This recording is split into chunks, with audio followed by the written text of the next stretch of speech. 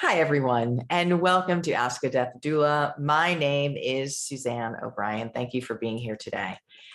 Today, we are going to discuss one of my favorite topics within end of life and life, because as you know, many times we'll talk about, when I talk about end of life, when we educate about end of life, when we raise that awareness, we're talking about life. So many times people say, well, how can you do this work? It must be so depressing. And it's not depressing. It has taught me everything about life, but it is the hardest work that I've ever done. It's also the most rewarding work I've ever done. And it has given me an incredible new perspective about life. And I'm going to share these moments with you.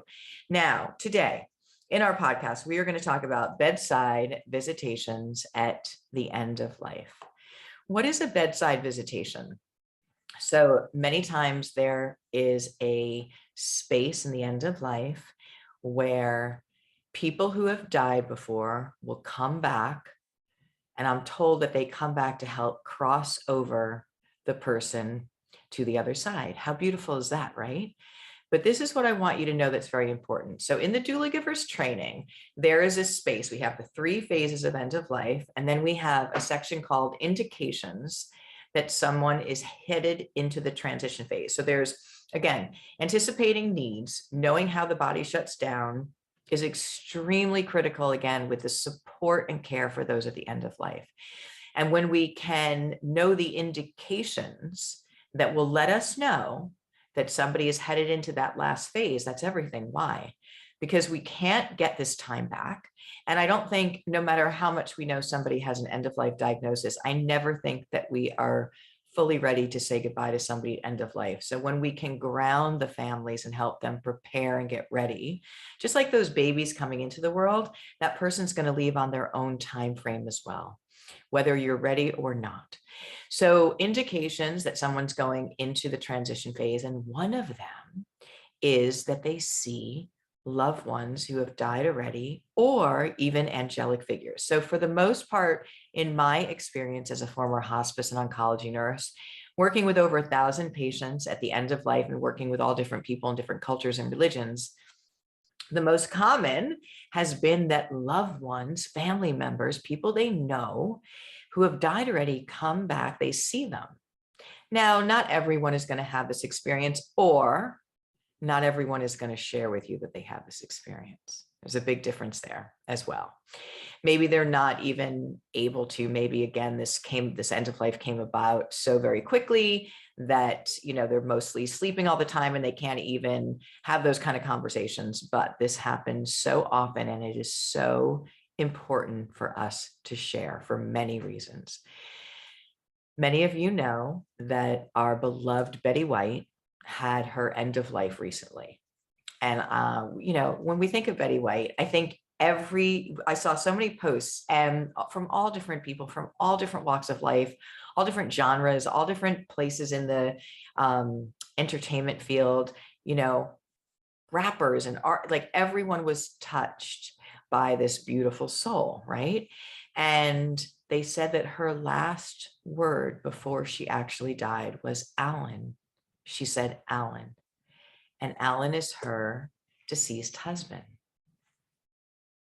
Okay, so let's talk about bedside visitations at the end of life. How does it happen? Why does it happen? And what does it mean? So for me, this changes the game of everything. First of all, if you've ever had somebody that you are caring for or that you love at the end of life, and they've had this experience, you will never again look at the world the same way, because whether or not you believe that this is happening, okay, we're going to talk about what's really going on there from a scientific point of view.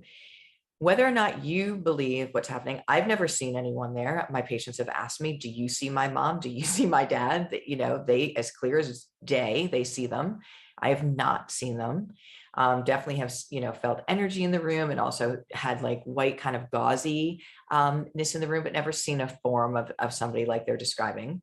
Doesn't mean that they're not. It doesn't mean, what right do I have, because I'm not seeing it with my eyes, to deny them that they're actually seeing it. So this is very important. What it does for us as practitioners and people learning about end of life is it allows you to know that if this comes up, that that person is getting very close to actually having their end of life.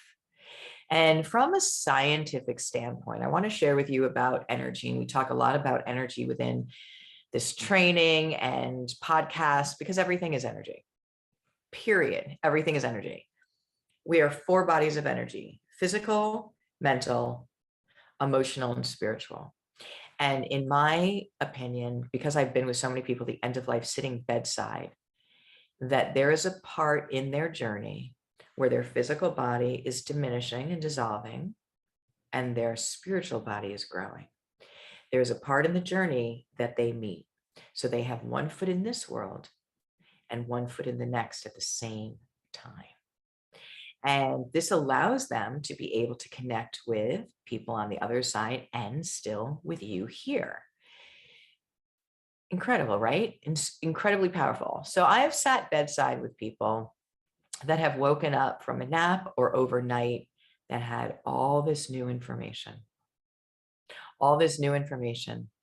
I get it now. This is why all this happened. Like all of the pieces of the puzzle of life fit together. And why? Because they have access and that growth of that spiritual part of them, which is the bigger perspective, which is the all-knowing wisdom, the connected, the no judgment, unconditional love. Now they're looking through the eyes of that lens. So they're looking through the lens of a higher perspective of responding, not reacting. So they're not in the human experience with all of the stuck emotions and anger and just that whole swirling that is part of the journey that we're supposed to learn. They've now gotten to a higher part of their energetic frequency where they have access to that knowing, that access to that perspective, and it changes everything about how they look at their life and are able to put it together. When they have seen somebody they love, when you have somebody who is at the end of life who says that they see their mother or saw their mother for the first time in 35 years, it is indescribable. The peace, the serenity, the joy that is part of that experience. And I will tell you that no matter if you believe this or not, I believe it 1,000,000,000%. I'm just going to share with you my opinion. That for those of you who have somebody that is at the end of life and you can see them in that state of serenity and peace, you will hold that into your heart forever. You will look back at this, not with the heaviness of, uncomfortable thoughts and pain and all of that. You will look and remember that energetic, loving space that person was in, which is so critically important. But let's go beyond that.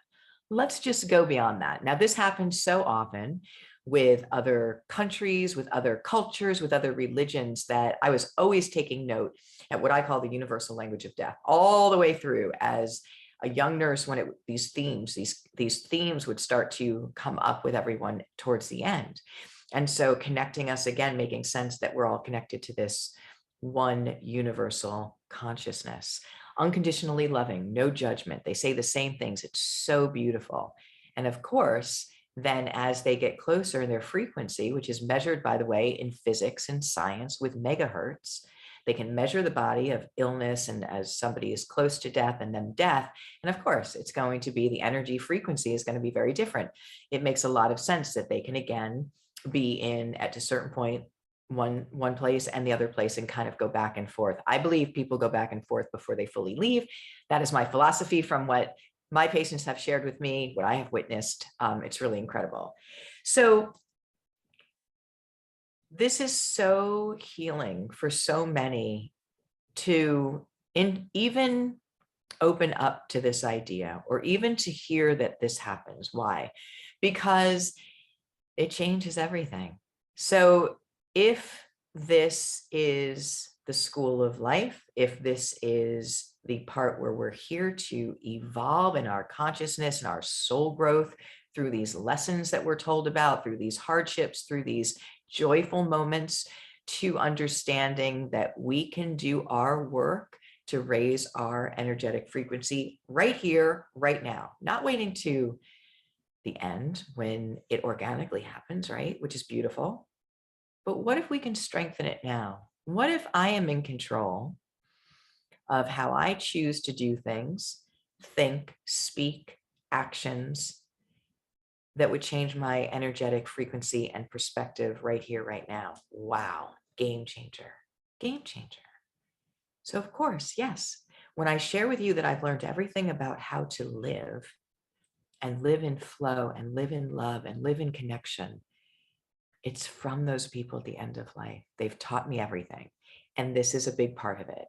So sharing with you those bedside visitations. Now I want to also share with you, they can be angelic figures. Most of my patients have been past loved ones.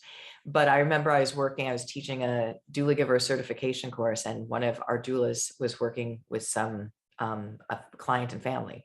And she said this man was very close to end of life. And at the end, and I just, again, you light up with this information. At the end, he sat up in his bed and he looked around. His family was all around his bed. And he looked around the room and he goes, I never knew how many angels I had around me. And just that statement lifted everyone up and changed everything. So yes, there are angelic figures that come as well, but mostly it has been past loved ones. And how beautiful, right? To be told that a past loved one, that they come to cross you over. So for me, I think it's really healing for us to share that. I personally believe, and if you follow what I'm sharing here, is that we never die alone. We never die alone. Never. And when we talk more about the different parts of end of life, there is a very common theme sometimes that people would like you to step away from the bed for them to have their end of life because they know how hard it is for you and they don't want that to be the last thing you remember.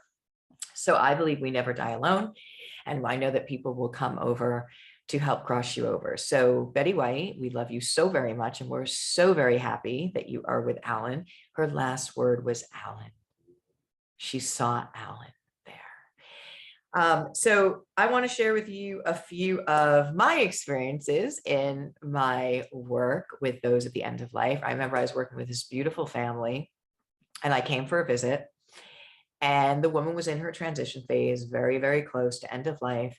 And I came there and there were two adult daughters, and the daughter said, my dad was here last night. And I was like, okay, tell me more, what is that? And she said, my dad's knees cracked all of the time. And I would hear him coming down the hallway from his bedroom into the living room, crack, crack, crack, crack, crack, right? She goes, I was sleeping on the couch. Her mother's hospital bed was in the living room. And she could hear her dad's knees cracking, coming down. Now, her dad was deceased. He had been deceased for years. And she had no doubt in her mind that my dad was here last night. And so again, I shared with them that this is very common, but it brought such peace that he was, and let's now look at the bigger picture here. So the comfort of knowing this, how comforting that is, that we don't die alone, but how beautiful that people who've died before us come back to cross us over. But what is that saying from that bigger perspective? What is happening here? What is life about? Is it so much more than we've been taught or that we mostly know, and how we're operating? Absolutely. And if this is all, again, with these universal laws and language that people at the end of life share, that we're all connected to one unconditional loving consciousness, all of us, all the animals, all of the elements, all of nature, all of it is connected. So we need to look out and care for one another. We need to meet each other in compassionate presence, without judgment, supporting one another. And end of life will teach you about life. So when you hear these things, that there is this huge, beautiful continuation. What was this about? What is this journey of life about? And for me, my understanding again, and my belief is that it is the school of life.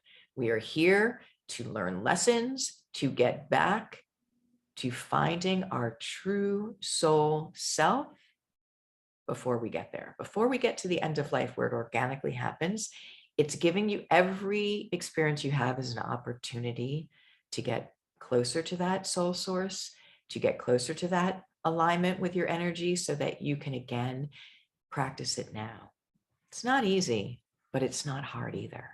And the minute that you raise that awareness of understanding how this works and knowing it, that changes everything, because it is the choices you make. It is the way that you want to live your life every single day with your thoughts, with your actions, with your purpose, with your compassionate presence that will change that energetic alignment, that you can access it now. So that is one of my beautiful patients that they said that their father was here. I have so many, so I don't know which stories to share with you. Then I want to, all right, there is a beautiful story that I have of a woman who was young in her presentation and in her 40s, and she had cancer, and she was going through chemotherapy that brittled her bones and it broke her hip. And what happened is within a few days span, she ended up blowing a blood clot to her lung, which then turned into an end of life. And it was really very intense, very quick, very unexpected for that. But this is what happened towards the end. She woke up from a nap. Again, remember that there's a certain part in the journey, 4 bodies of energy, all of us, as our physical body is declining and that spiritual body is growing, that you're going to have access to the afterlife and to this life. You can go back and forth. And so this was in the oncology unit in the hospital, and she woke up from a nap and she said to the nurse, "Get my sister, I'm transitioning," with like all of the excitement that you would have told an 8-year-old child that you're going to Disney World. And her sister was out in the lounge, and they got her sister, and she came in the room and she goes, "I'm transitioning," with all this excitement. So I want to share with you, and I want to ask you this question. What did Mary see? What did she see and experience in her sleep state that brought about this not only peace, but excitement?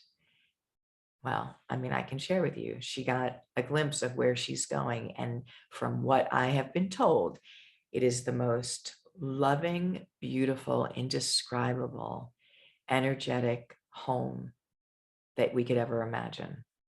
So what is the meaning? So this is, for me, let's not only share that awareness so that you have tools to know that if you have a loved one that is seeing somebody, not to be fearful, to know that they're getting ready to leave soon, but how common that is. And then let's look at that bigger picture.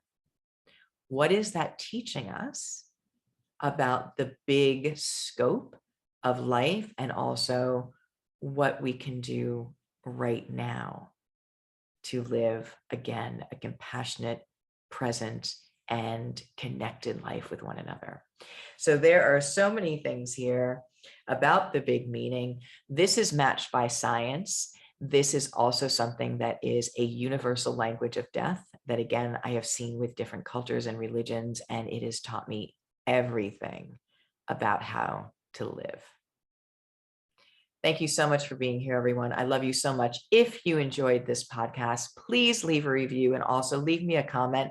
I would love to hear from you, and I will see you in the next episode.